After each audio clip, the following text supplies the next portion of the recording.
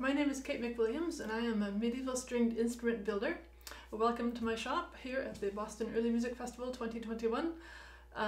If you're here, you probably noticed my business name on the way in. That is Unprofitable Instruments. And since that's usually the first question people have when they walk up to my table, I'll start off with that. Unprofitable Instruments is a line that comes from Sebastian Verdong's early method book for how to play instruments that he wrote in the early 16th century. And he liked to make things simple. So if you want to play the recorder, well, here are the holes on the recorder. Cover these holes with these fingers and you get this note, and now you can play the recorder. If you want to play the lute, well, here's a tablature for how to read these frets down here. Place your fingers in these various positions and give it a strum, and you get these chords, and now you can play the lute. So he gets to the last of the stringed instruments. He says, well, these other instruments, they don't have frets, and so I can't tell you where to put your fingers. They don't have different strings per note, like a harp, so I can't just say pluck this string and pluck that string to get your notes. So he says, the only way you can learn how to play these instruments is by practicing them. And therefore, he says, I consider and deem as unprofitable instruments those such as the rebec and the trumpet marine. And since as a college student I started building rebecs and trumpet marines, and I wanted a business name, I took it and it stuck, and it's never been able to unstick myself from it. But please know that these instruments are no more particularly unprofitable than any other musical instrument out there, and I love them dearly, and I respect them, as well as the craft of the medieval instrument builder. So most of what I build are carved instruments. That means they're monoxyl. The body is all made out of one piece of wood. I start with a big block of wood like this. I cut the shape out, and then I round it out to the shape of the back. And then I'll turn it over and hollow it out, primarily with gouges and mallet. This is where you get a good audiobook and you listen. It doesn't really take all that long. And I love the process of shaping a block of wood into something so organic and so pleasant of a shape.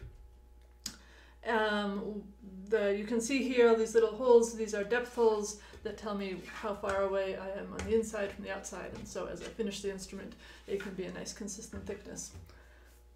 When that's done, I make a soundboard, a fingerboard, all the fittings for the instrument, and string it up. So I build primarily rebecs and VLs. Here you can see two different models of VL that I have, as well as rebecs. My pandemic project has been to size rebecs. Obviously, as we can't play with other people, we get to play with ourselves. And so I made a rebec consort. This is my standard instrument. It's tuned to middle C as its lowest note. And from there I made a smaller instrument. I've made these before, but just revisited them. That's tuned a fourth higher than that, to F. And then I made a bass instrument, which is this one, which is tuned a fifth below the C, to a low F. And so with these three instruments I can play, it's much like a recorder consort of instruments in C and an F. And so I can play four-part Renaissance music, and it's really fun to have a rebec consort. The bass rebec is large. You can still play it on your arm as long as you have fairly long arms, or you can play it on your lap, and it's just a really neat thing. I also build sitoles, and this is where I really developed my, again, respect for medieval instrument builders. I was able to study the British Museum sitole in detail. I have a picture of it back there. I encourage you to look for pictures online because it's a fantastic instrument. I built copies of it, and the more I study the original instrument, the more I can tell that it was made by someone who is not only a talented artist and craftsman. It's all covered with really beautiful, ornate, tiny carvings.